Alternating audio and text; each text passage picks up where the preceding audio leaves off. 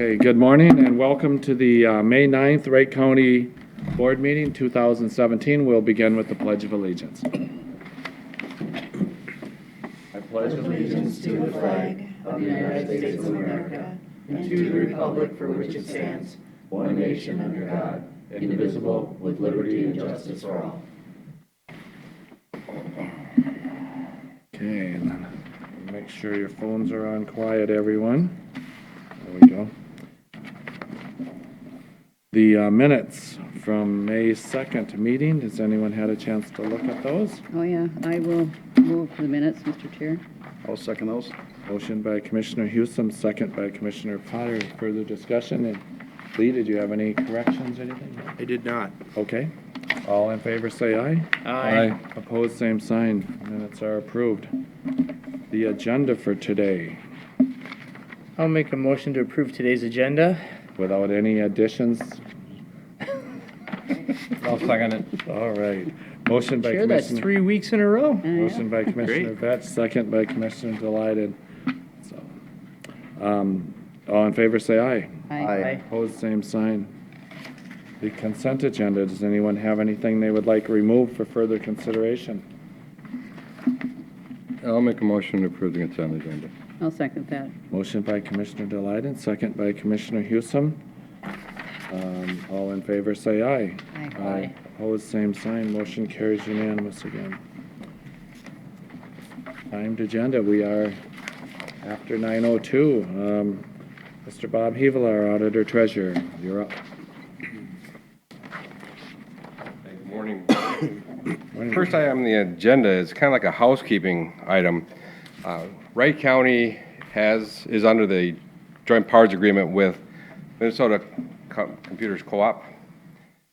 There were some changes into the way that they have IT liaisons now structured into their organizational body, which caused us to send this agreement back out for ratification.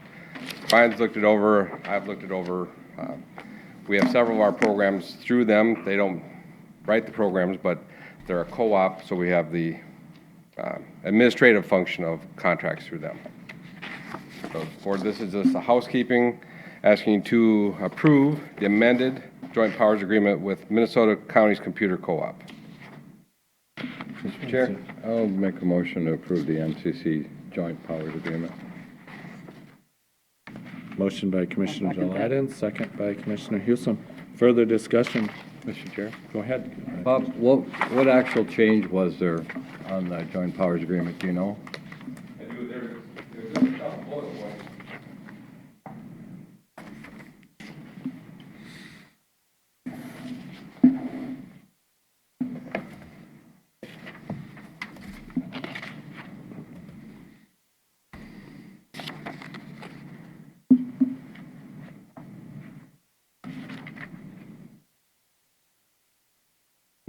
I thought it was in your packet, Board. I apologize. No, I didn't see it at No, all, so I was just curious. Nothing was flagged, so.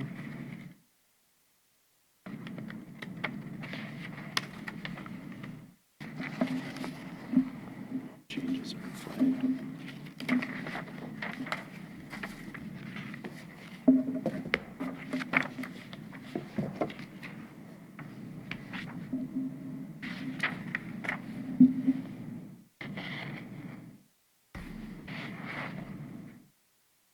Be hard to find it without it being underlined because you don't know what you had before. No, that's what I was wondering, if there was additional membership that it had to be. No, there's no fees, Board.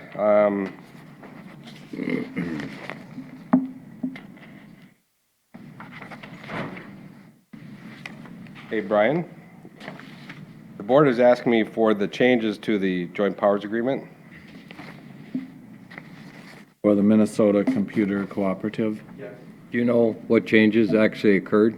There was a summary sheet, there's a correspondence from them. Yeah, that's what, Brian, you're blowing it. Susan says Brian always comes up to the microphone when he talks. we didn't get the summary sheet. You were used as an example how the correct way to do it.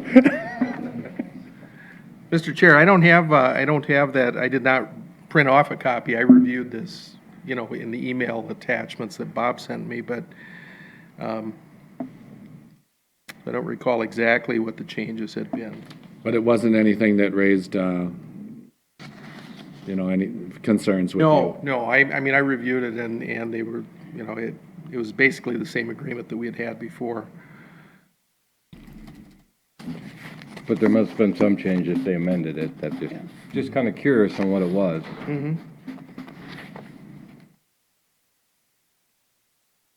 You don't have a hard copy yet either. No, I do upstairs. Okay. That's right, maybe you may just want to, when you find it, just forward it to the board. so Well, do you that- want to lay it over just till later in the meeting? or- I don't think Yeah, do you want me to do that? I'll go grab it and come back down? I don't think that's necessary. I don't think, Since- yeah, if you're comfortable with it, I'm fine. I'm just curious to find out why it Just- was amended. Just, yes, maybe, Bob, you can just do it on email later. I think we're, Yeah, we're fine. Okay, I apologize, board. It's one page. It Yeah. has the relatively small changes to it. okay. All right, anybody else? We'll go ahead and vote on this, and then Bob will just follow up with the details, so. Okay, all in favor, say aye. Aye. Opposed, same sign, motion carries unanimous. And Mr. Greg Pickard, Veteran Service Director. Morning.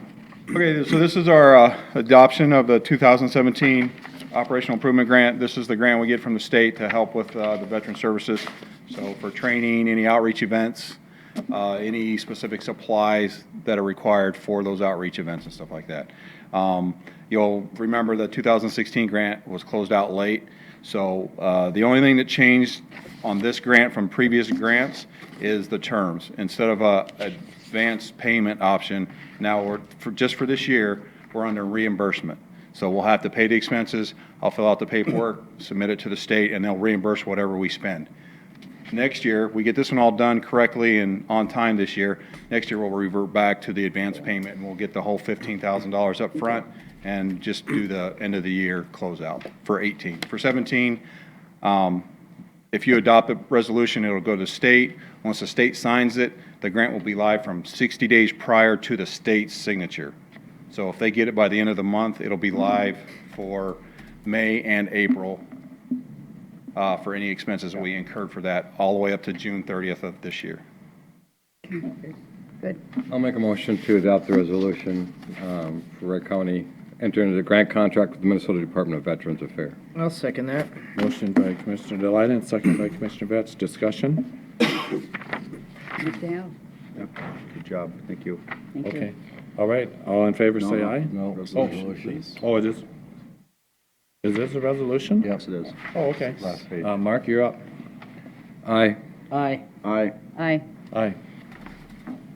Resolution carries unanimous. And that's it. Mr. Tim Dahl, our risk manager, on the podium. Morning, board. Morning. I appreciate the opportunity to be before you today. I have the pleasure of introducing MCIT's risk management consultants, Bob Gady and Joel Swanson. They're meeting with counties around the state. They like to do this on an annual basis, essentially to do the membership report, to talk about the benefits of being a member with MCIT. MCIT is more than just an insurance provider. Our memberships and contributions to that organization allows us to have many, many different services, which Bob and Joel will highlight today. In your packets before you, there should be a document called 2017 MCIT Report to Wright County. If we could also access the Elmo device, we'll display the report on the screen, and I'll have Bob and Joel come up to the podium, introduce themselves, and we'll go through this report.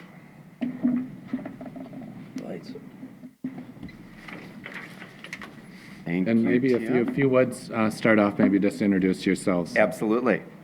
I'm Bob Gady, and I'm currently the risk management consultant for Wright County. Joel Swanson has also started working with Wright County, and he is also the risk management consultant for the other county-related joint powers that we have as MCIT members, and that is the soil and water, your local ag society, and your historical society. They are all members with MCIT. So be sure and ask any questions you have during my report. I don't care if I'm interrupted at all. That's perfectly fine. I always like to start out with what the mission is. And do remember that MCIT does stand for Minnesota Counties Intergovernmental Trust. Although we like to always think insurance, that I is the intergovernmental. Providing Minnesota counties and associated members cost-effective coverage with comprehensive and quality risk management services. Again, MCIT does operate as a joint powers, so those involved in the joint powers are all the members. That's 81 of the 87 counties in Minnesota, and then again, with the county-related organizations that qualify for membership, there are over 450 members in MCIT. Now, the board has made some important decisions. They do date back to 2014 that I want to update you on. And just one correction I have for Tim was that we are giving these reports on a semi-annual basis now. We're following the election cycle. So we like to discuss with our new commissioners what MCIT is all about and then give you a current update. The board decided to conclude a partnership with an organization that you may have heard of, Meadowbrook Insurance, or also go by the letters MIG. They provided the service of the property casualty claims and worked with the member services, or creating that coverage document book, getting your changes all inputted. That contract will conclude at the end of 2017. Those operations will be brought in-house. So if you hear of a staff increase at MCIT, it's because those operations are now all under MCIT. We no longer have those third-party contracts providing those essential services. This also was the perfect opportunity to bring in a new software system. Because of having the contractors, there were many systems that all had to talk to each other and different reports from different areas. What the board concluded was to bring everything under one software system. And that was quite a project. We did find a national organization called Origami. They are working with a lot of other insurance pools around the country. And their platform brings in all services. The member services, creating the documents, the finance, the claims, will all be under one system. So that will be a great benefit, especially to us working at MCIT, but also to you, the members. Reports that are essential will pretty much be at people's fingertips. On the bottom of page 2, we list benefits of pooling with MCIT. Now, I'm not going to read all of these to you because some of them will be brought up during this report. But do keep in mind the MCIT board is made up of county commissioners, auditor treasurers, administrator coordinators, so they are your peers. They listen to what suggestions you have. Tailoring the coverage is also a very important one. MCIT knows how county government operates, so we want the coverage to align with our membership. So on the white column on page 2 there, a really great coverage enhancement in 2017, and that is to do with data compromise. As we know, in government and in all business in general, most everything is moving to an electronic basis, meaning the exposure is coming from hacking, malware, ransomware, all these different exposures that come from the use of electronic data. What the board decided was to partner with a company that we're already working with, Hartford Steam Boiler. Now, Hartford Steam Boiler, of course, we think of boilers, and yes, that's who we have partnered with for quite a few years, but they are also a specialty company on data compromise. So the board decided to partner with them on the coverage that they provide. You see listed there 4 distinct coverage areas. There is a $50,000 limit with each of those 4 coverage areas. The first one being data compromise, meaning some type of data gets released. You're going to have internal expenses. That's what the first dollar amount would help you pay for. The third party that is affected may present a liability claim. That is what the second coverage will provide. Third coverage, hacking, viruses, malware, and ever popular ransomware. That's the third coverage area that contains $50,000 worth of coverage. And then if there is some type of liability situation around that hacking or virus. So again, 4 distinct coverage areas, $50,000 in each of those coverage areas. All right, so let's move on then to page 3. We want to just keep this in general basis. So this is claim information from the property casualty area, and this is MCIT as a whole. So again, we want members to know, well, what's happening from a general basis in the claim area. Where do we see the most claims under frequency? So the first pie chart is telling you, well, where do we see the most claims? Automobile, and that pretty much follows the industry. Keep in mind, though, that there are well over 8,000 vehicles covered by MCIT around the state of Minnesota. Any automobile that gets damaged counts as one claim. So if there is a windshield broken, that's one claim. So that's where we're going to see the most of the claims come in, or the frequency. Now, if we compare that chart to the bottom one tells us severity, or where are the dollars being paid out. And you see the graph changes a fair amount. Automobile shrinks because, again, a windshield, well, hopefully we can get that settled for $500 to $800. But a major property claim from a windstorm or a hailstorm or a fire, those claims are going to be larger, so the property piece increases. Also, you see increases in public employee liability and law enforcement liability from a dollar standpoint. We don't see as many claims come in that area, but the ones that do, we have to defend them, so there's going to be defense costs. There may be a settlement paid out, and sometimes these types of claims no longer have the Minnesota tort cap protection. They may be filed as a federal claim and not protected under the Minnesota tort caps. So they can be larger. Any questions on that area? You had something, Fred? Or- Well, I was just going to say that I'm surprised that the public employee liability is up that high. I didn't kind of expect that. Yeah, and that can include a lot of different areas, but one area that it would include would be an employment-related claim. So any type of discrimination or that type of loss. And typically, those are not protected under the Minnesota tort caps. So dollar amounts can get high in those areas. An example, too, would be like an EEOC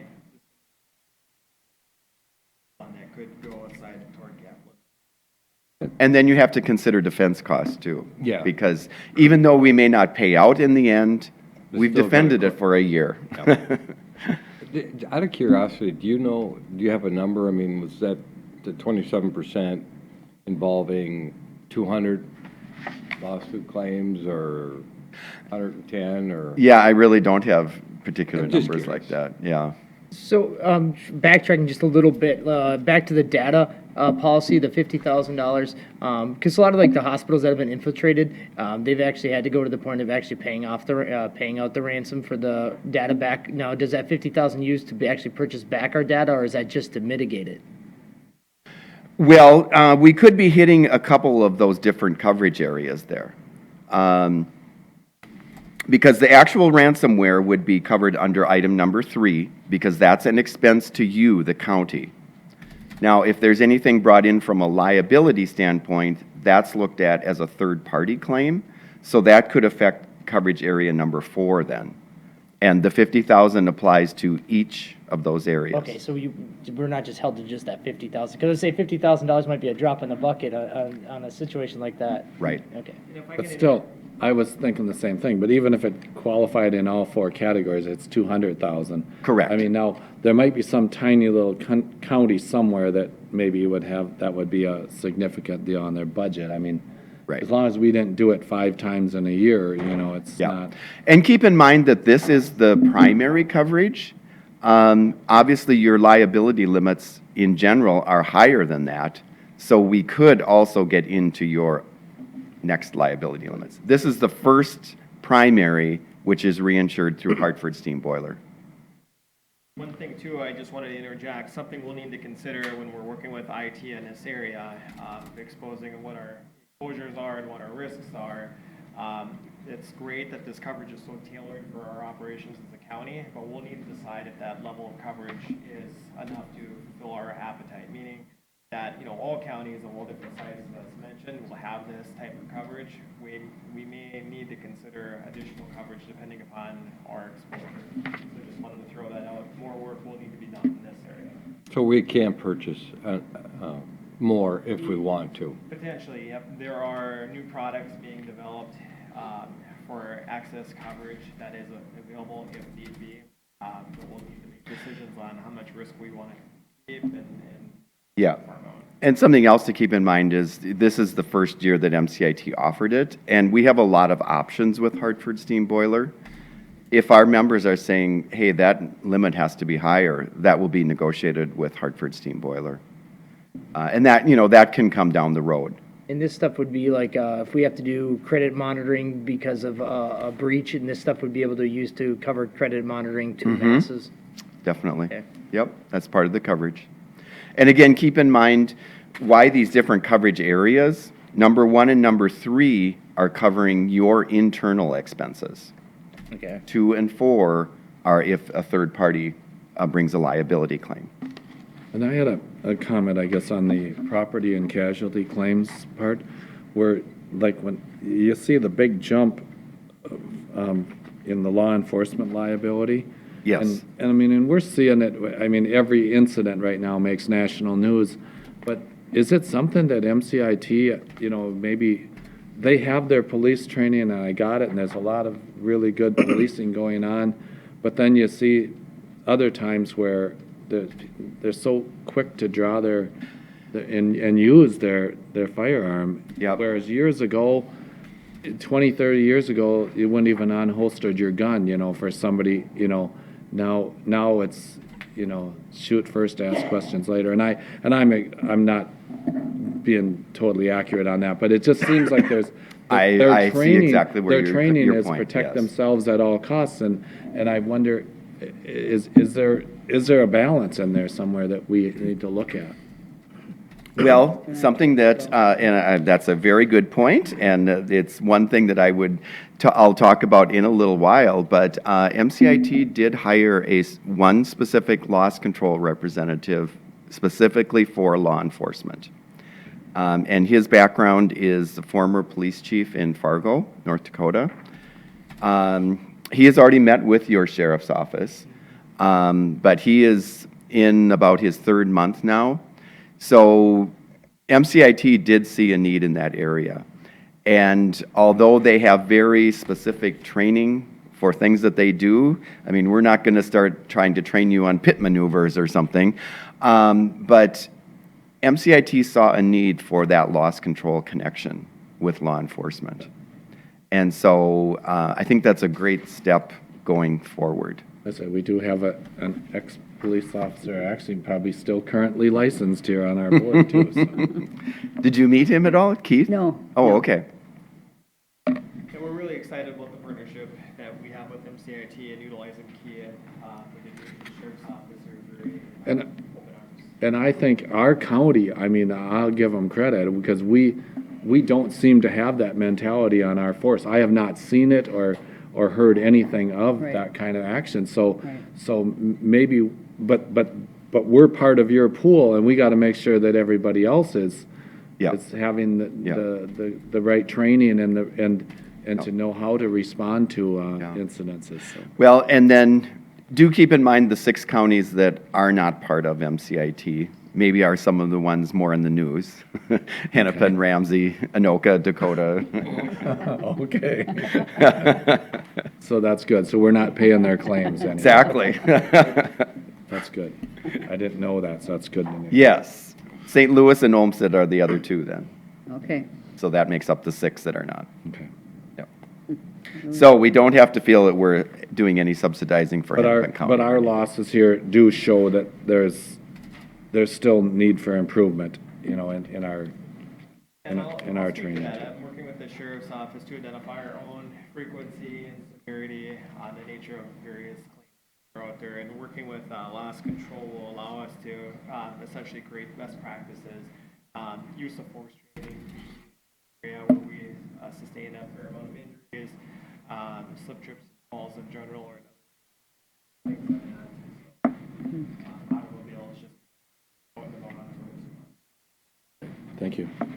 All right, let's move on to page 4, workers' compensation.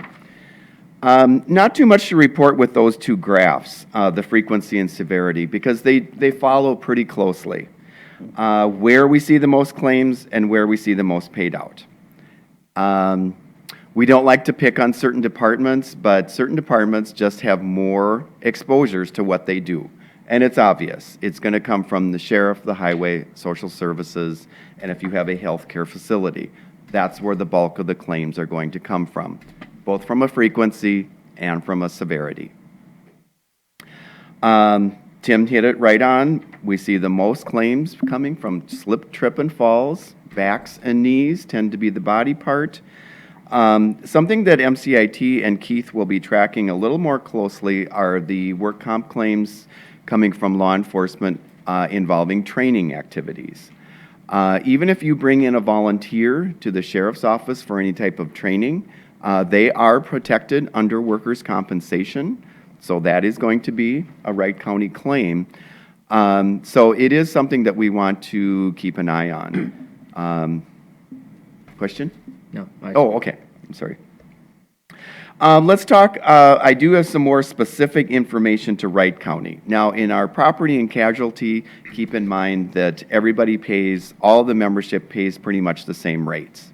Now, in workers' compensation, that is true about the base rate, but with workers' compensation, on the bottom of page 4, there is for every individual member something called the experience modification factor. And that is based specifically on your past experience. Now, for 2017, you're seeing a factor of 1.225. That does mean that you pay 22.5% higher in the amount of workers' compensation. 1.00 is kind of the general benchmark where that would not affect the base rate at all. But once you go over that 1.00, there is a dollar amount connected to what you pay for workers' compensation. So you have some counties that might have a 0.8 or? Yes. Okay. I doubt that. Pardon? I said I really doubt you'd have you'd have a 0.8 in a county. We do. Do you really? Yeah. Do they have a risk manager? Maybe we can talk about it. Well, now do keep in mind this, though. For 2017, how that factor was calculated was we're not going to use the most recent year because those claims are still, some of them are still open. So 2016 does not go into the calculation. It's looking at 3 prior years of full experience. So the experience that affected that 1.225 mod comes out of 15, 14, and 13. Okay. And in looking at some of the numbers yesterday, there are some large ones in 13 and 14. Next year, 16 is going to bring in a better year than you had in 2013. And to give some kudos to Tim, 2017 is off to a good start. Yeah, so ironically, you'll see the work comp dramatically reduce next year, correlating with the higher of the risk. Oh, okay. We've made a lot of changes Yeah. the way we do things, which will be it's definitely a team effort. To Bob's point too, we'll start seeing that year. And yes, this year it's been fairly good, except with the slip trips and falls, which So by 2021, Tim will have us at a .8. 1.0 is standard, and I'll do better than that, so. Can I interrupt you just for a second? Yes. Lee, we do have that bid opening at 9:30. Is that okay if we go a little later, or? Yeah, a little bit, but I'll try and be concise here if Yep, possible. I'm keeping an eye on your time here. We'll kind of limit Yep. the questions. On page 5, this page we can look at fairly quickly, but just, it's more dealing with the finance area. Do want to comment a little bit again on the rates. Third year in a row, we're seeing rate reductions. Now, that's a good indicator of what kind of claim experiencing we're seeing. One of the big reduction areas is coming out of liability. We're very much on the downhill of those infamous DPPA claims. We are definitely on the downhill of those. Very, very few seeing new claims come in that area. Ones that needed to be settled quickly were. The ones that are hanging on are, we have them pretty much in place with reserves on them. Reinsurance, now that's our safety net, because MCIT will retain the first $500,000 in all the coverage lines. Do want to point out that with property and liability reinsurance, the board can go to the marketplace every year. They did make a change this year from Travelers Insurance to Hartford. That is on the property end. A savings of over 14% because MCIT has to pay a premium for that reinsurance. But we saw a 14% reduction through Hartford Fire. On the other corner of page 5, dividend. Keep in mind your dividend is always calculated after we know what kind of experience and what kind of investment income has taken place. So it's not always a guarantee, but MCIT does have a good track record of dividends. There's an outline of what the numbers looked like specific to Wright County. And I think you pretty much know the reasons why 2012 and 13 look quite a bit different than the other years. That mainly has to do with investment income. Remember that MCIT has to follow the same investment strategies that a county does. So we have very limited options there. All right, we'll wrap up then with services. Loss control services. I know Tim works very closely with his loss control consultant, Brian Dowdy. If you've ever seen anyone running around doing property inspections, property walkthroughs, ergonomics, working with you in that area. We already discussed the bringing on of Keith, our law enforcement specialist, and that he already has met with your sheriff. Couple things under risk management where Joel and I come into play. Last year we did a specific meeting with your supervisors and department heads, just kind of discussing 10 real essential areas. And one of those very important areas is keeping MCIT informed about what needs to be covered at the county. And we call that a schedule or a listing. And we really made a priority of that in that meeting to discuss the importance of making sure the items you want protected by MCIT are on certain listings. Now that mainly affects property and automobiles, where we need that specific listing. I'll just quickly take on, this is a concept or an item that we just discussed at the leadership level. Moving forward on better ways to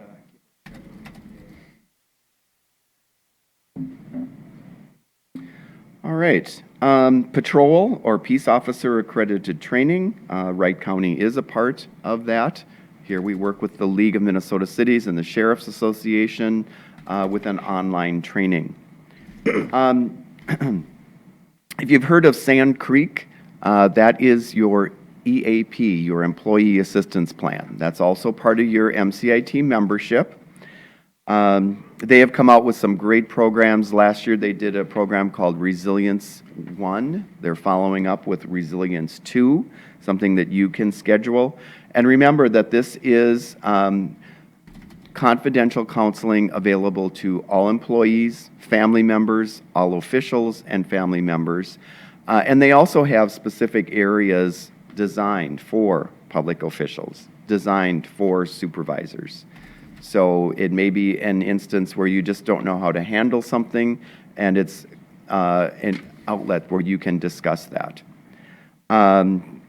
Utilization, pretty close to what we expect with an average. So it is being utilized, just showing you a number there of 2.4. 4% is about the average. Defensive driving. We feel that's one of the important programs that comes out of the Minnesota Safety Council. You also have membership to the Safety Council. And Tim, did you do it online, or was there an actual classroom? You did have it last year. We did an actual classroom. Classroom? Mm-hmm. With the instructor coming. And that's something, if you need to rotate that, it's something available to you every year. So defensive driving, we're doing that with the highway people and Health and Human Services and... Currently, we're opening it up to anybody that wants to attend. Just due to the size of the course that we get for free of charge, it would be great to offer it for all employees. That's not available at this time. It'd be for an additional charge through the Safety Council at a reduced rate. And it's not like the 55 Alive course where you actually they'll teach the book, and there's no driving behind it. It's in the classroom, it's an instructor talking about defensive driving. It's not like, the police, you actually drive a car or anything like that. Okay. All right. Just want to wrap up with, keep in mind, MCIT offers training. Typically, our statewide training are held right in St. Cloud, so convenient for you. I know land use will come up in September. I think we have another employment one coming up. So just keep an eye. They are out on the MCIT website, mcit.org. And one of the other trainings, we're partnering with AMC, and that will be a follow-up to the new commissioner training. And that will come up on September 6th. So that pretty much wraps up what I have. So I want to thank you from the MCIT board and MCIT staff. And if there are additional questions for either myself or Tim. Get it on your calendar. Thank you very much. Thank you. All right, thank you. Thanks. And then we do have Alan at 8:28 or 9:28, but I think we'll go to the bid opening, and then we'll come back to you, Alan. Which Alan's going to be up for the bid opening anyway, so but we'll do that item first. Good morning, board. We need to make, Oh, we need to you know what? approve that So, report. Lee, Yes, do sir. I need to suspend this meeting or anything to do the, No, this is just a bid opening. just a bid opening? Okay. Matt, do we have to approve that or just? Oh, did you want to approve anything on the MCIT thing, or did it take action? No, I don't know that we believe to, it's just an informational Informational. report, to keep you Okay. updated. Thank you. Sounds good. Okay. All right, as you're all aware, we had some storm damage. Interesting following up the MCIT presentation with something we're working with MCIT on. We had some storm damage back in March that damaged our roof beyond repair on the Public Works building. Do you all have the bid tab sheet? Okay. So Part of we it went anyway. partnered with Inspect to design a replacement roof system for that building. And today we have the bid opening for that project. I'll note the substantial completion date is July 14th. So after this opening, I'll request this get laid over till next week with a recommendation to move forward on the contract at that time. So first we have the bid from Central Roofing.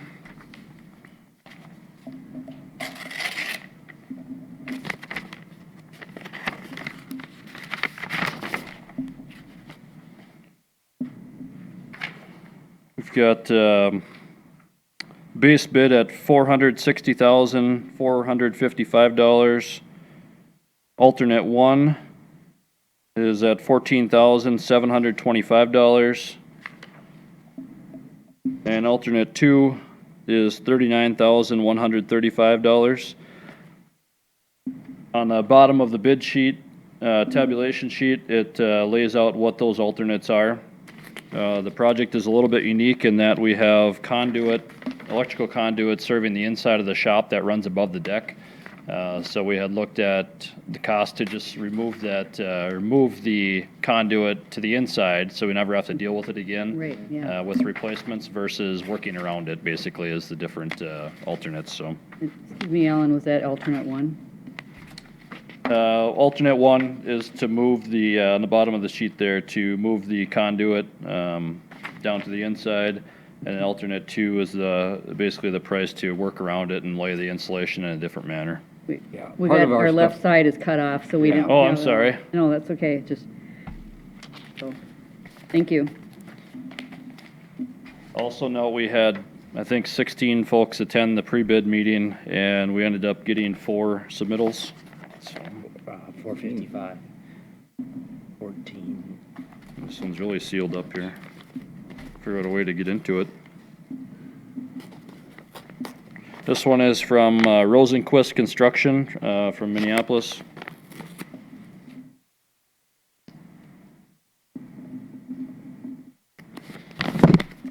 It's childproof.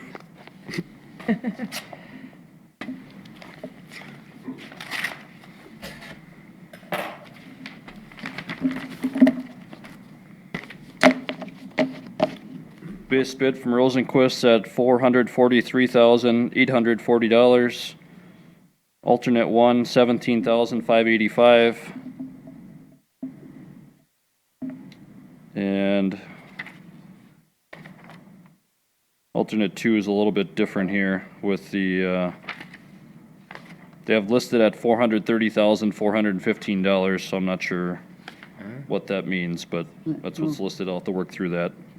443. Was it 443,000 was the base bid? Correct, 443,840. And then he said alternate 2 was what, 400 and, It says $430,415, so I'm not sure. Is that different? No, So it'd that be doesn't like make sense. 40,000 something if you're subtracting them out. If you're taking that 480 minus the 443, be a difference of about. Well, it's 443,840 is the base, and then 430,415, so there's a $13,000 Yeah, it difference there. doesn't- I'm not sure. it I'll have to work doesn't through that. kinda I'll get those details and figure that out.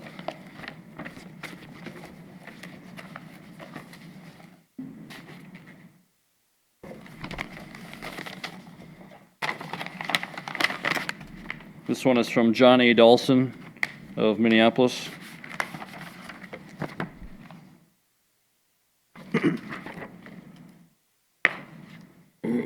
Base bid of 442,885.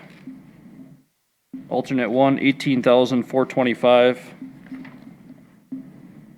Alternate 2, a deduct of 31,000 deduct? is what he noted on here.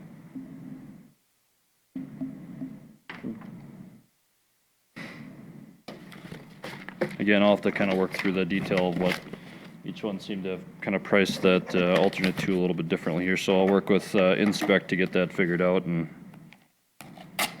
detail exactly what they're trying to get there. And Like the bill last information. submittal's from B&B Sheet Metal of Buffalo.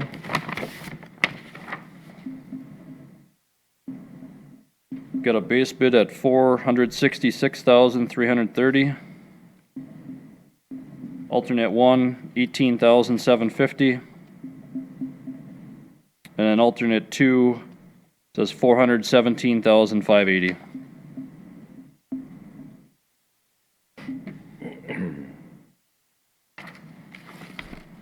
Sounds like the bid documents were a little confusing. What's that? Sounds like the bid documents were a little confusing. No, I think the difference is that one noted the deduct and the others noted the The total. basically after the total deduction. price. So it was the base minus the deduct was included rather than just the deduct. So it's a pretty lengthy document to go through on the bid. It's like 100 and some pages on their bid document, so we'll work through that, and I guess I'd request laying that over until next week when I can work through that information with Inspec and come back with a recommendation on moving forward. Again, we are looking for substantial completion by July 14, so this is going to be a pretty quick turnaround to get going. I think that's part of why we didn't maybe have as many participants. There's a lot of schoolwork coming up, and they're kind of geared up for summer already, so four submittals I think is pretty good, but expected maybe a few more with the participation we had at the pre-bid, but 4 I think is good, and we'll look to get that going really quickly here. Are you okay for next week then, if we lay it over for a week, or? That's fine with me if we can lay it over till next week.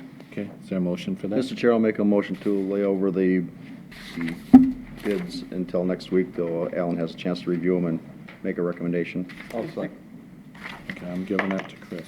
That's fine. Motion by Commissioner Potter, second by Commissioner Hewsome, to lay this over for 1 week, to give Alan a chance to work through the bids and get the pricing so that we understand which each one's pricing out. Discussion, all in favor say aye. Aye. Opposed, same sign. Okay, and then Alan, we're back to you for the 928 item for the Yeah.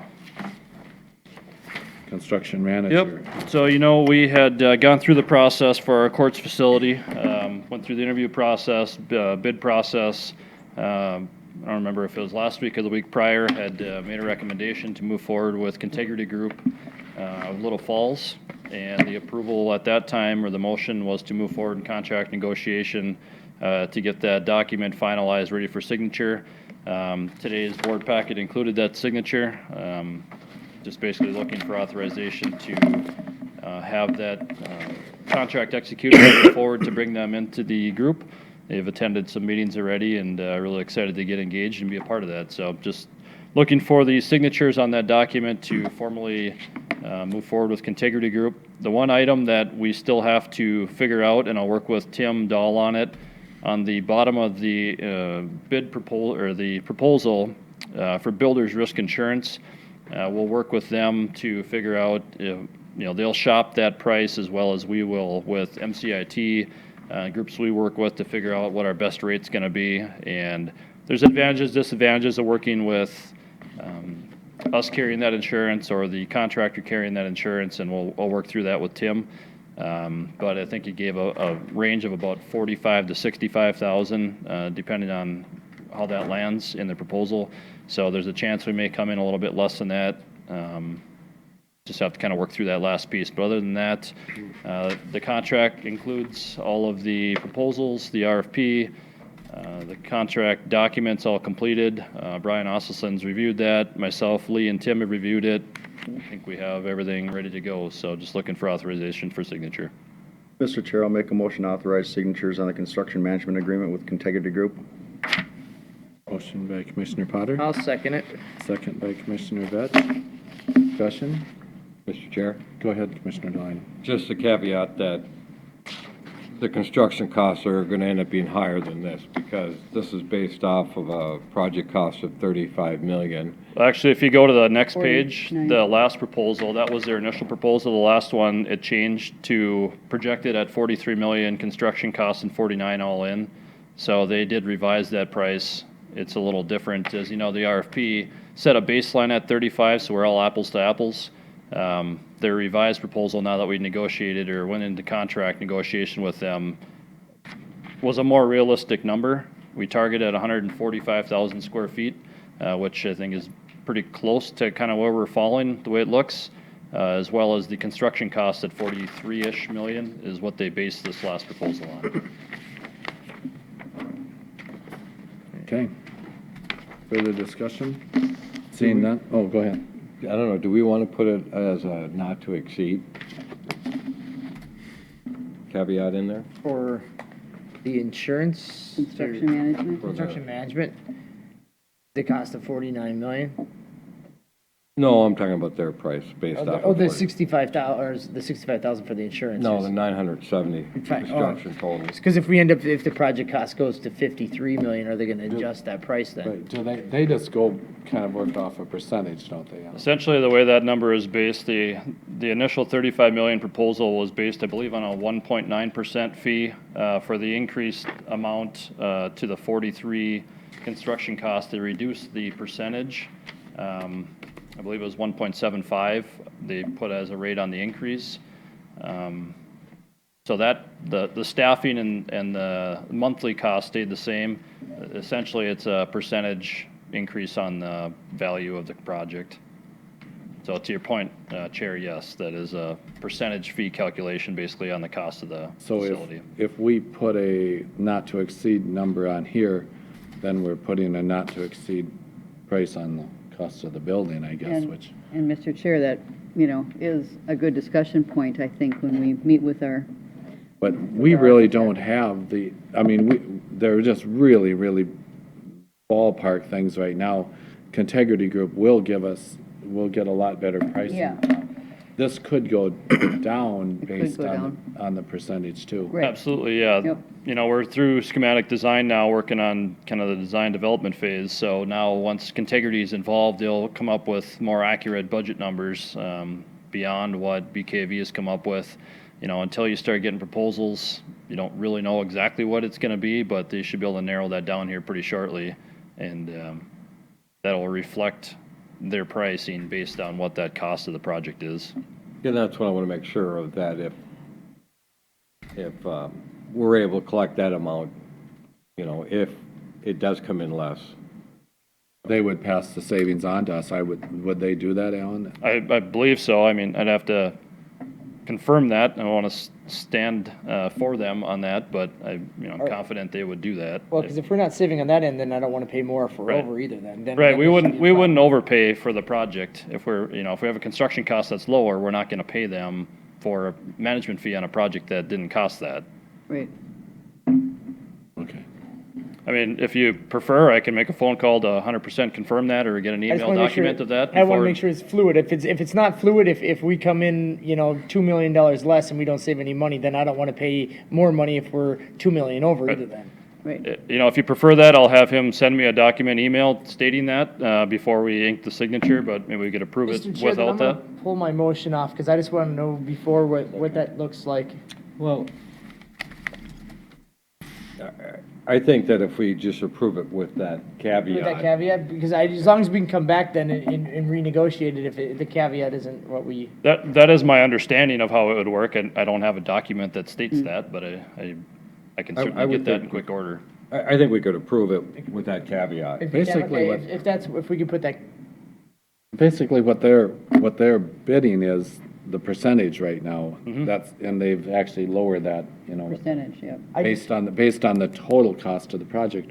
So if the project did come down, they could adjust their percentage a little too. So I guess that's stuff we probably would want to know. Commissioner Potter, would you amend it just with the caveat that we find out that this percentage is fluid, both under and over that, the amount we will get money back if it comes in under budget, and if we're over, the liquidity of that. Well, not that the percentage is fluid, but the dollar, well, the percentage is fixed based Our on the cost. total dollars. yes. Mr. Chair, Yes. Commissioner Vetch, I'm okay with adding that, but I want to make sure we don't get so far in the weeds that all of a sudden, 2-3 weeks later, we're still talking about the same issue. Because these kind of deals are straightforward for the most part, and they're not out to make a bad name for themselves at all. But I would be amenable to that based on just some basic information coming back to us, would be fine. And I will also point out in the contract, we wrote in stipulation with the potential request, if we're not happy with anybody on site, any staffing, anything like that, they would accommodate our request to change any staffing at any time. So just wanted to point that out, that it is written in the contract that way. Okay, so and Then I'll then, make my second then.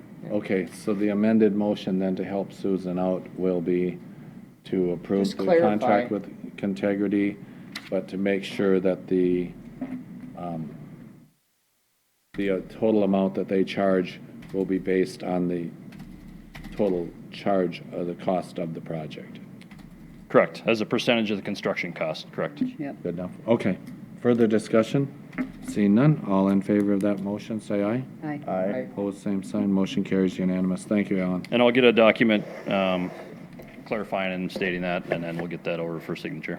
Good. Thank you. Thank you. And the local option sales tax. Lee, did you want to introduce that? Or? Sure.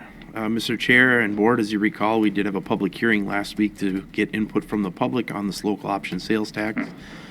Coming out of that meeting, there wasn't clear direction on how we wanted to proceed, and I kind of wanted to keep the topic moving. So we could, I put in your packet for the sake of discussion a resolution, kind of in a fill-in-the-blank manner, if you want to call it that, not dictating a percentage of the tax rate to set in or a term unspecified, as those were two variables that were discussed at the meeting as well. Additionally, I don't know if we have further comment from the public that we'd want to have today. And Mr. Chair, I was approached by at least one person that, and I say there's somebody else in the audience too. I think the meeting went rather late the other night. We did kind of close it, but Wright County is a county that I think doesn't want to squelch any input from the public. And the meeting was getting very late, and I think there were some people that were kind of just saying, maybe I can get a couple words in later. So if somebody would like to speak to this, come up to the podium, name and where you're from, and give us your spiel. Hi, Mary. I was there at this, I'm Mary Wetter, Rockford Township. I was there, but after surgery that Tuesday, Thursday was not a very good day for me. I was listening, but did not feel I could contribute at that point. So I guess I have a few points. Some of them I'm probably repeating what was said on Thursday evening. I guess one of the points is what do the townships get? When you look at the list of proposed projects, most of them are involved near or in the cities. And according to the list, about 60% of the projects are being proposed where 40% of the population of the county lives. And that's the northeast area. So I was just reminded not so long ago from a county commissioner, you all know I'm on the Soil and Water Conservation District Board, that the AIS money, we shouldn't be spending it all in one area. And I think the board at that point agreed on that. So I think you could liken the same thought to this. I guess another point is our former highway engineer, Wayne Fingelson, seems not too long ago, he was awarded he wasn't awarded for having one of the safest roads in Minnesota. And so I guess my question is, what happened? I know that regulations change, and I saw that when most of these projects were listed, the reason they were listed was for a safety purpose. And I guess that's why I'm questioning what did happen. Did these requirements change that drastically in the state, or for what reason? Also, we hear from many other people that drive through our county that we have some of the nicest roads compared to their county.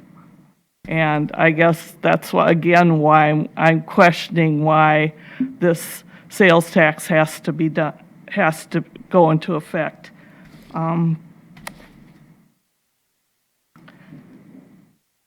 0.5% and even a 1/4% sales tax could mean a lot of money for some of us that prefer to shop in the county.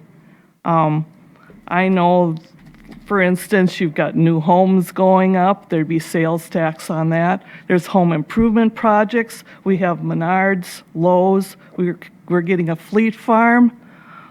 Those are a lot of things that people would stay here in the county and buy, and I think you should consider that too.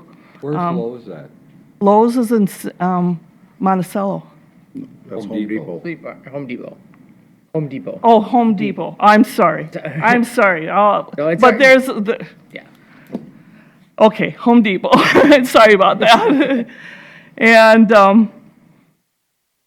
also, on the Soil and Water Board, we're always hearing about prioritizing. And I'm sure you from AMC is hearing about prioritizing, always prioritizing. So I guess I'm wondering whether some of the departments couldn't be scaled back in some instances to make up this difference so that some of these projects could go into effect. Looking at the state to change their ways and get off of DOS software systems and get things up to date, you know.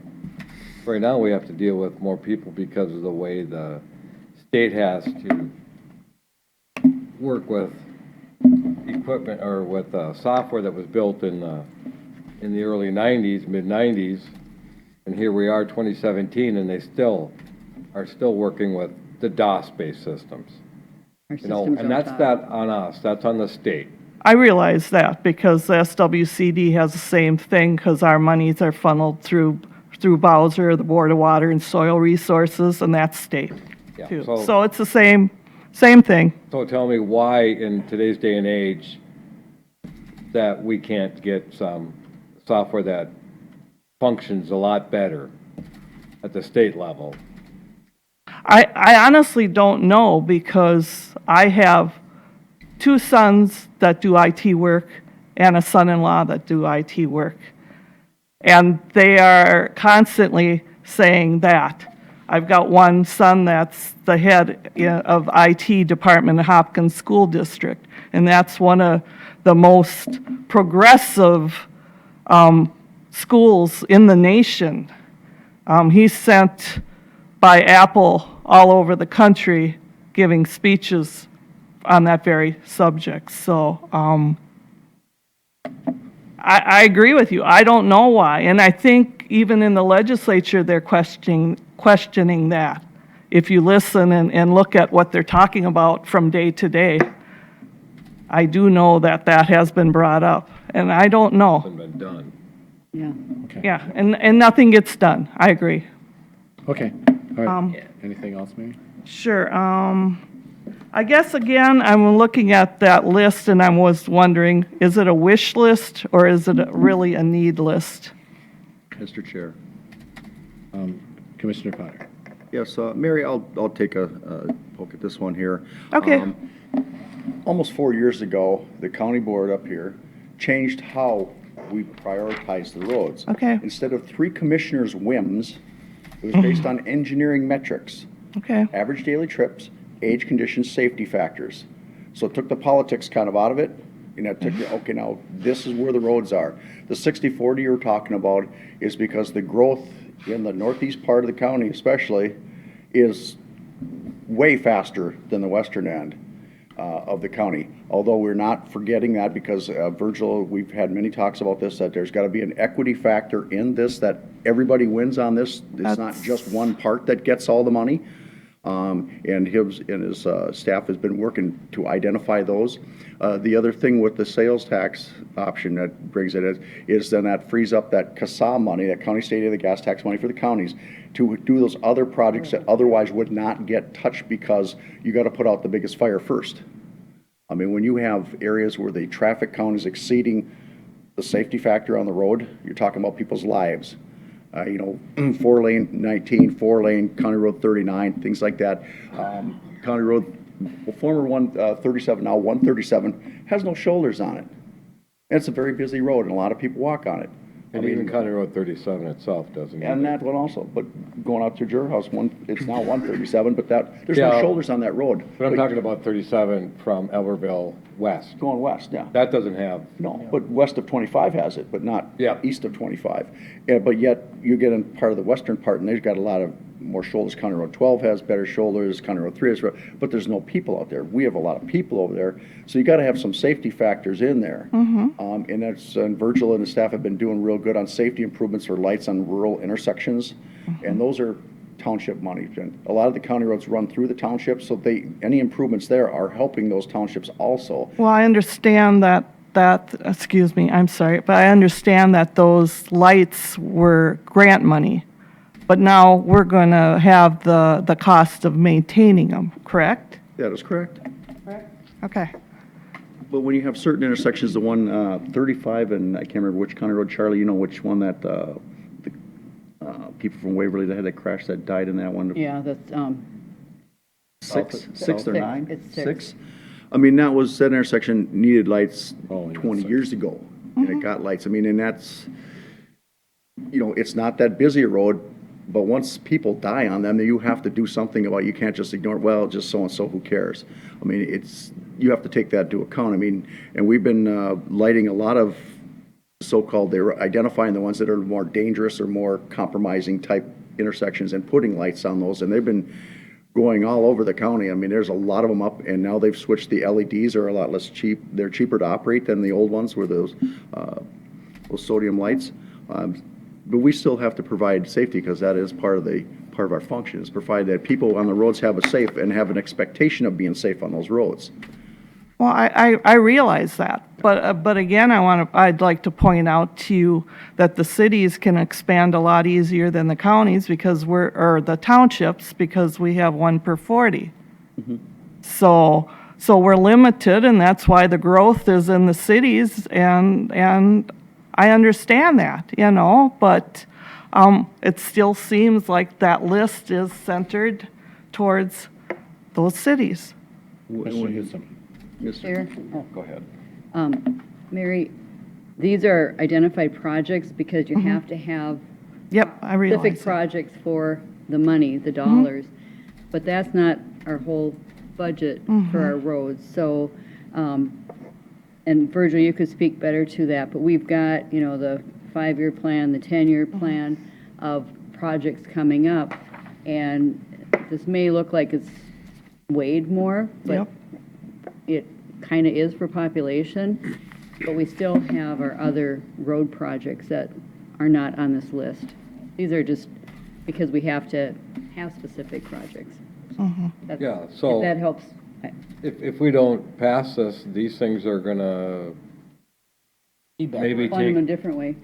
maybe take over some of the other projects that are on the regular scheduled list, because they will rise to the top. Virgil. I've got one last note to say. I guess I was looking at that length of time, 15 to 20 years. And I fear that this is just the beginning, because the common complaint is we never have enough money. And so in that 15 to 20 years, I can see more needs, more whatever. And not only, this is just the beginning. I can see that in the future that this sales tax, there'll be something else that we'll need, or the property taxes will need to go up, or whatever. And I guess that's why I just would say, be very careful of what you do in the future, because we had the past mistake from past commissioners with a compost plant that we're still finally, I think, coming to the end of paying for. paid off So I guess this is what I'm saying, is we never have enough money. I mean, we always complain whether we're in the job site or, in our own living, we never have enough. So, and we always want more. So I just want to caution, be careful what you go ahead and do. Thank you, Mary. Thank you.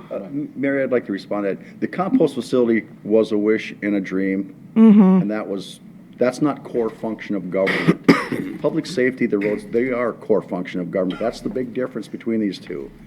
I mean, and as I told Thursday night, is when I go down to the legislature and on behalf of AMC and the counties, testify there, when Representative Runbeck amongst others in those committees are saying, why don't you use the tools we gave you because you keep coming down here and asking for money, you know, why don't you use them?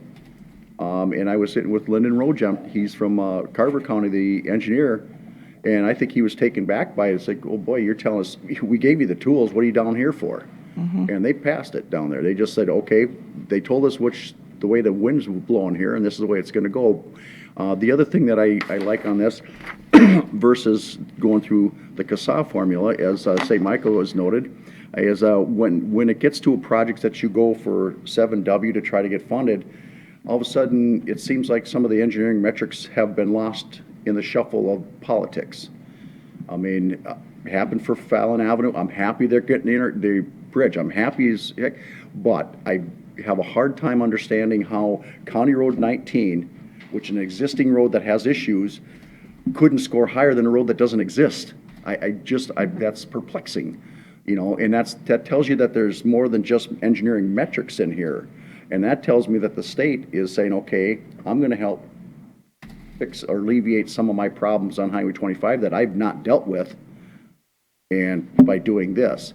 I mean, I know the frustration from Administrator Bott and it is because there's no way that should have taken over that, and this puts it more where we control which projects go in versus MnDOT, and the mothership down in St. Paul, where they get to pay the politics on this, where we get it right down to engineering metrics. This is where the people are, and keep in mind, and when the growth comes to this county, which is still going on, 3 of the 4 communities that are going to be pushing the 30,000 people are all on that 94 corridor. They're up in that end of the county. And that's just how it lays out. We're a collar county, and every collar county is having the same problem. It's the commutable distance to the metro, you know, and the population where they're choosing to be. We're getting it from the metro coming out because our schools and way of life, and we're getting it from outstate because there's no opportunities. They're coming in, but they don't want to be all the way in.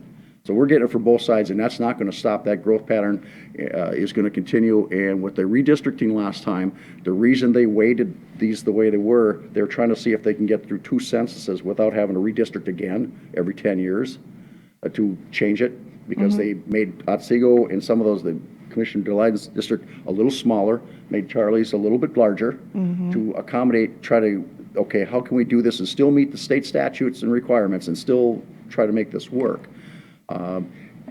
It was a tough nut to crack, and there's a lot of juggling of these in a way. We probably should move on here too. Oh, So thank you for your thank you. time. Yeah. Thank you. And then Virgil, you wanted to say, but before you speak, I just wanted to say, I would put Virgil, if Wayne got an award, I'll put Virgil in for the award too, because every year since I've been on this board, I have gotten 5 or 6 calls, and I share most of them with you, where I drive into Wright County or I drive out of Wright County, and the roads are better here than they are in Stearns. They're better than and then I got one last year as far as snow plowing. Couldn't hardly get down the road in Carver County. Once I got into Wright, the roads are all plowed. Thank you so much. So we are doing, and I know you operate on a tight budget, but Virgil has done a great job with the assets that we've given him too, so. Well, I appreciate I'll give you the that, award too. Chairman Burrell, and I give all the credit for those great comments to our staff. Our maintenance staff does a great job, and we do all that we can with the money we're given and with safety too. But I'd just like to address a few of the comments that Mary had, and the project list that was put together for this is required as part of adopting the sales tax, and we chose to put together the list of the projects that are needed, and they are basically in the northeast part of the county because of expansion, roads needing to be expanded from 2 lanes to 4 lanes due to the growth. We also have 300 miles of our 513-mile system do not meet state safety standards, design standards. And some of these roads that are in the northeast part of the county, we know from 2005, a Northeast transportation study was done identifying some of these things that we knew were coming. And unfortunately, the current funding avenues we have haven't kept pace with the growth, the deterioration, and the inflation of the construction costs. So really, this is going to help benefit also the outstate or the outer parts of the county, in that if this passes, we can address the needs in the northeast for reconstruction, expansion, and then the money that we were spending to try and do a project every 2 or 3 years, that could go towards doing projects, more pavement preservation, and we do have some identified, like in Howard Lake, around the lake, to bring those up to standards for pedestrians and urban type projects. So we are going to try and keep this so it'll benefit the entire county as a whole, even though the projects that are identified on this list are in the northeast part where the growth is occurring. But the first project is in a small city and township. Correct. On the list, one of the first projects this would pay for would be in Waverly. Waverly, and what's the township there? Well, it's in the city. City of In Waverly. the city of Waverly. Well, no, part of it's in the to the township. east Oh, on the other side. Would be Marysville. Yeah, Marysville. I knew part of it was in the township. yep, you're right. And Virgil, the other thing too, every now and then I will get a call on this road is so bad. Well, I have to explain to people that road, we're not putting a whole bunch of money in. It's going to get all ground up and redone next year. So it'd be kind of silly to go out and be seal coating it when we're going to grind it up next year. And once they hear that, oh, okay, that makes sense, so. And these projects on the list are needed, and without the sales tax, we're still going to have them on our list to get done. But instead of taking 15 to 20 years, it'll take 50 to 70 years at the current funding levels. So I just wanted to say those things. Okay, thank you. Steve, did you have anything else? Keep it to 1 minute, okay? I'll try to be brief. You heard from my mayor on Thursday night, and I just wanted to thank the board for considering this. You're left with a situation where you know the need. How do you address it? How do you pay for it? You should introduce yourself. Oh, sorry. just for Susan, Steve so. Bott from the city of St. Michael. I'm the administrator, engineer, and public works director there. So basically, you're left with property tax versus sales tax. When I look at our demographics, our farmers, our businesses, our residents, I think all would prefer the sales tax option over the property tax option. And I can get into why I feel that way if you'd like. But we do not have, we have a county that does a lot with what they have, but we do not have enough. Anybody who thinks we have nice roads in the county has not driven County Road 18 in the last year, which is one of the things right on that list. They've not driven a lot of the roads in St. Michael. They've not driven 119 and seen the steep shoulders. There are a lot of roads that are pretty nice in the western part. That's fantastic. They don't have a lot of traffic on them. Also, roads cost a lot less out there. You can get a lot more bang for your buck when you're not dealing with urban sections and 2 to 4 lanes and all that sort of stuff. So just really appreciate your consideration on this. The need is there, and we need to find a way to fund it. And as our mayor alluded to, nobody wants to ever pay for things, but this is one that's a core function of government and needs to get paid for. So appreciate your support of it. Thank you. Thank you. Steve? Mr. Chair? Go ahead, Commissioner Glyden. I met with the city of Otsego last night, and actually, a lot of the concerns that I've heard are that we're going to lose business. And since I drove a different vehicle here today, I left it in my other vehicle. But we actually have some metrics through the Department of Revenue. They show the 4 highest populated city in Wright County and how much they collect in sales tax. I've actually requested the city of Albertville sales tax too. I don't know if they have that information or not. I haven't heard back from them yet.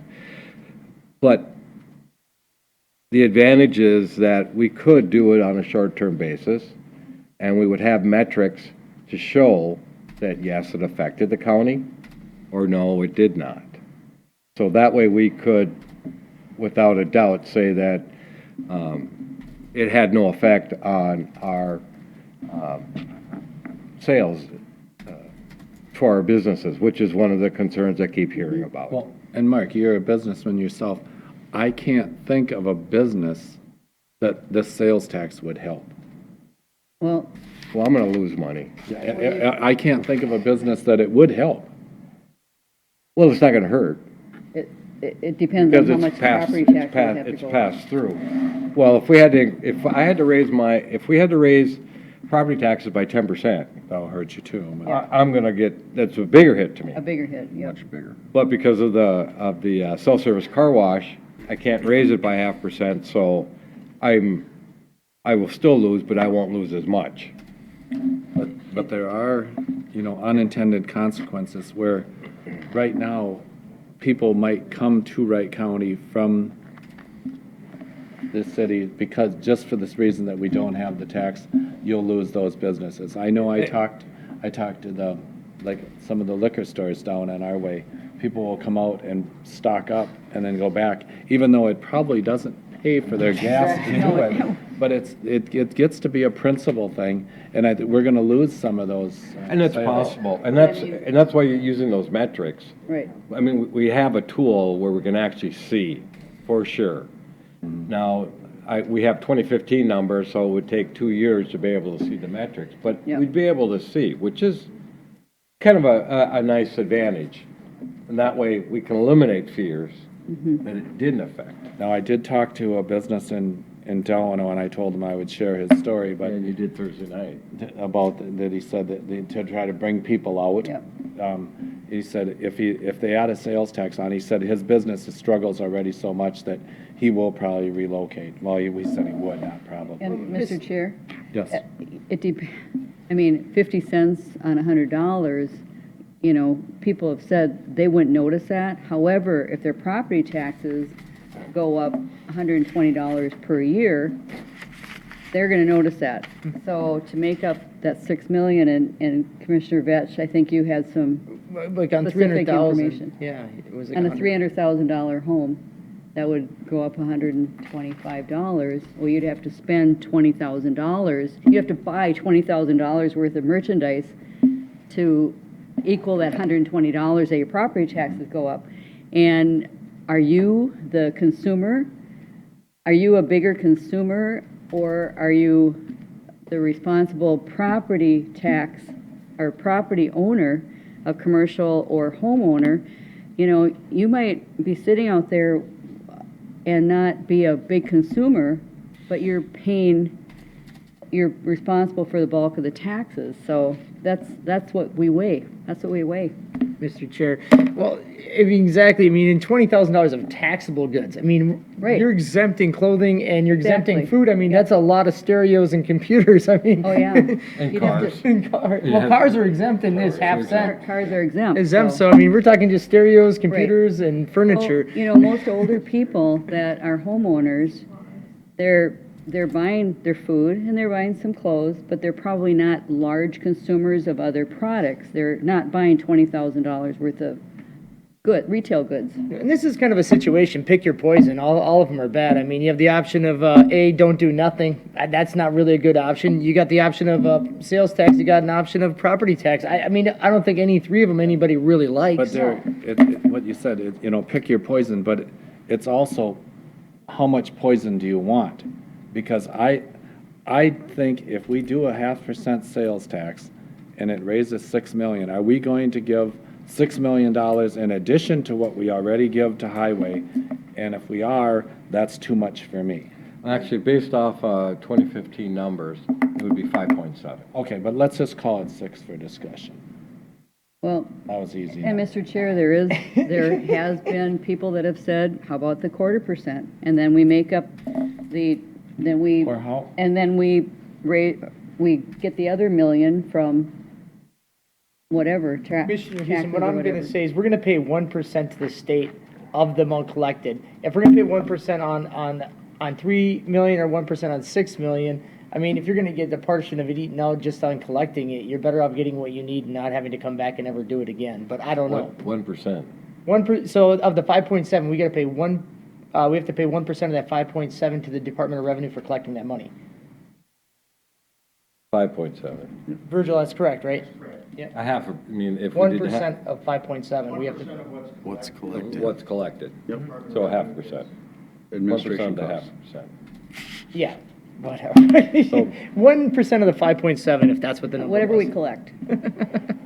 Oh, 5.7 million. Yeah. Sorry, That- I'm thinking, you were thinking, So- you were saying but- 5.7. But I said, how much more, this board has to make this decision, whether it's property tax or how and we did increase the amount that we give to highway when we came on the board 4 years ago, $2 million a year, plus we paid off a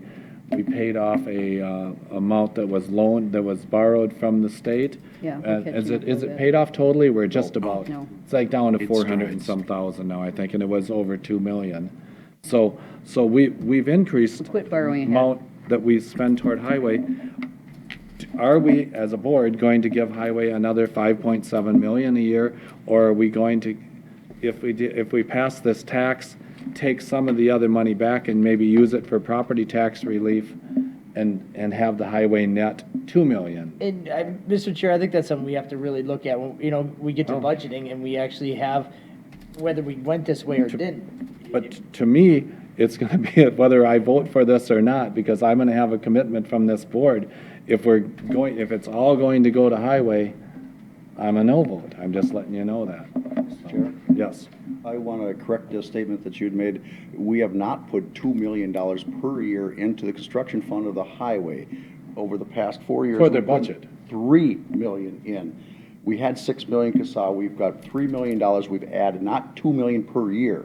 That's what the people are thinking, hearing out there is $2 million. We did not put $2 million a year in the highway. Into their budget. Construction versus operational costs. Operational costs are a whole different attitude and a whole different animal than the construction part of it.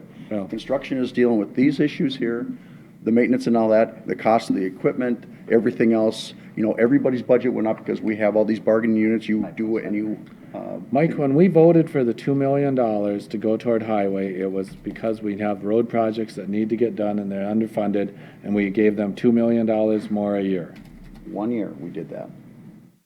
4 road projects. Mr. Chair? Yes, go ahead. At this point, I'd like to table this until the first week in June, which would give us the state to close out the legislative session, hopefully. Let's see where they're gonna be at. Yep. And we can see at that point that it's remained status quo and that we can't count on them to help us in the future at all. So it would give us a better idea for going forward. Okay. So motion is to postpone this or whatever.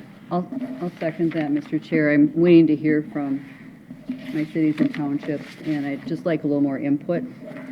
Okay. Mr. Chair, Yes. first week of June I will not be available. I will not be here.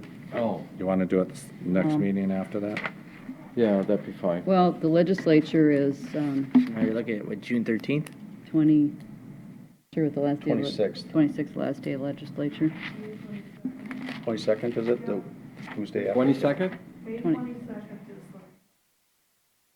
Well, if they're done, then we could So, do it that last week in May. No, we're don't have not, a we're not meeting here. that last We don't. week of Oh, May. okay. 23rd. All right, so then the second meeting in June, June 13th? bring it back. June 13th. If anybody knows the answer. The state takes 1% in the.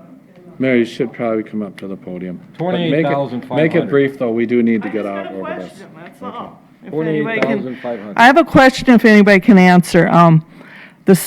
I understand that the state takes 1%, the IRS takes, the Internal Revenue Service takes 1% for to process that money going through. Now, would you have a contract for those 20 years so that would be set? Or could the legislature, like they're proposing with the fuel tax, increase that percentage that they would take out somewhere, so that you would expect, I was just curious whether if anybody knows that answer. We will find out by June. What did you want to have? Do you want to have it June 6th? So June that's all. 13th. No. Thank you. Thanks, Mary. Thanks, Mary. June 13th, we also have Board of Equalization at 11 o'clock, so If needed, That's if if needed. needed. if needed. Okay, all right. So we'll go to, you're going to amend your motion to go to June 13th then? Okay, and Chris, you're okay with that? Yes. Okay, so further discussion? Seeing none, all in favor say aye. Aye. Aye. Opposed, same sign. Aye. Okay, motion carries 4-1. Commissioner Potter voting nay. All right, and items for consideration, we have Committee of the Whole that met on May 2nd. Lee, could you handle those minutes? Yes, sir. As mentioned, the Committee of the Whole met on May 2nd. All 5 commissioners were present, including myself and Sonny Hess. This meeting was a reorganization process and follow-up coming from the sheriff reorg. It was the board's desire to review the process for reorganizations and what went to Personnel Committee versus the Personnel Committee of the Whole. Hess offered the recommendation that any reorg which negatively impacts a current staff member, specifically through a layoff or demotion, would be referred to the Personnel Committee of the Whole. Then we discussed the definition of demotion, which was determined to be only when a employee's pay grade is reduced. So the recommendation was department reorganization, which results in a job elimination that negatively impacts existing staff through layoff or demotion, will be referred to the Personnel Committee of the Whole. Mr. Chair, I'll That's all. move the minutes and the recommendation. Okay, I'll second it. motion by Commissioner Houston, second by Commissioner Delyden. Further discussion? I think we're on the right track on this. I think it will help matters out a little bit, Yep. so. All right, all in favor say aye. Aye. Opposed, same sign. Motion carries unanimous. Advisory Committee, does anyone want to start it off? Nothing this week, Mr. Chair. Mr. Chair, I was at the last, I couldn't believe it, Safe Schools for Buffalo of the year. And basically the same thing that keeps kind of coming up is there's been a lot of mental health issues increasing, it seems, among kids. And if it's coupled with chemical use besides, it kind of compounds the problem. But, you know, the schools are, I mean, it's always a good meeting, and people have a lot of, you know, positive things going on too with the students and the activities, so I don't have too much to report other than that. Okay, and I think the only thing I had last week was the Crow, not the only thing, but the One Watershed, One Plan also met after that, and you'll be hearing a little bit more as that comes along here, so I'll keep you informed. Nothing huge right now. Derek? Saturday, I was at the Open Streets in St. Michael. They had a really good turnout. The weather was beautiful. The wall van was there. So they were quite busy with car seat checks and radon kits, which reminds me I left that in my vehicle again. Testing your car for radon? Yeah, I guess. I'd like to know how that comes out. Yeah. I wonder if smoking has an issue with radon. So yeah, it was a beautiful day, and they also were doing bicycle safety inspection and stuff like that. That was in a different part. The county or the WOW people were. I didn't realize that till yesterday when I was at talking to some people that were in the WOW van. So, but anyway, that was seemed to be really good. People appreciate it. Especially with the new van there, and they have this little thing that kind of a plastic pipe thing that if you can walk underneath that, then you need to be in a booster seat or okay. you know, something like that. And there was a few adults that were really close. Chris, you might have a problem. I think of limbo, yeah. And then the other thing is we went with Commissioner Vetch and I, we were with Infotech last week. And we got some really good information out of it. We'll be getting some deliverables on Friday of this week. We've looked at ways to streamline it, how to get rid of some of the bottlenecks, some of the priorities and that sort of stuff. So as we get that information, we will be sharing it with the board. They are using international standards. So they say we're really short of employees. They say 14, but I think there's some of those that we can, because of the way we operate, we may not need. But we definitely are way short, and we're working on trying to possibly get one yet this year that we'll be bringing to the Personnel Committee and then to the board to discuss and how that'll get paid for. And the question we end up is, it's expensive to do this, but what's the cost of not doing it? Because we keep bottling up people and they have to hire more people to do the same things. And it goes back to the dealing with the state, with the DOS systems, and the workarounds that they have to deal with all the time. So something that should take them 10 minutes to do, it takes them 30 minutes because of the workarounds. Or an hour and a half. Doesn't, yeah, it's ridiculous. And then also, I found out from a resident who has a Down child. And she was wondering on why she's required every 6 months to fill out the MA forms, and then every year they have to do the reevaluation. And the kid's 30 years, well, he's not a kid, he's 30 years old. He's down, he's never going to get any better. He functions a little bit differently, but he's never going to, he's still going to have all these needs. And I told her it was not the county that required all these sort of things. Right. It's the state, and I don't know if it's job security for the state people or what it is, but when you have a situation like that, it doesn't make a lot of sense to have to do that every 6 months and then we do a review of that child or that person every year when we know things are never going to change. So that's okay. I'll get off my soapbox. Okay. I was going to say just 2 cents of the Infotech. I tell you, that was a great journey. I tell you, going through those 4 days, that first 3 hours in the morning on Monday, I was kind of like going, I don't know how we're going to get from here to here. It was pretty contentious at that morning, but I'm not from the auditor's office, though. no. Carlene and Dan took us on a great journey over those 4 days, and I'm really excited to see the final deliverables. But what they actually even gave us when we walked out, when they left on Thursday, was a pretty good picture on the changes that we need to make in terms of duties, in terms of what staff, to get that funnel flowing again. And I'm hoping, give us, this isn't going to be a quick fix, everyone. I want you to understand that this deliverables, it's going to take us 18 months just to get the people in places and the classifications in place till we can really start seeing things move.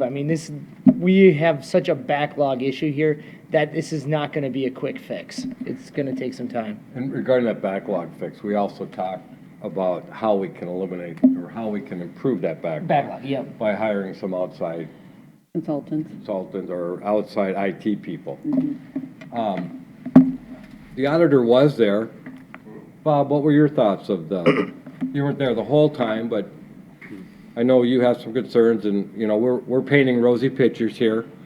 So what was your opinion? And also Lee was there too. That was his opinion. I appreciated being invited down there. This was a company coming in and looking at Wright County's IT structure. To that end, I appreciated seeing what's going on. I still have issues about the business side of the equation, and we are addressing some of those bottlenecks. I just don't want to see more bureaucracy. We need to get things done, and I think we're going to get there. So, yeah, I appreciated being part of it. Lee? Comments from me?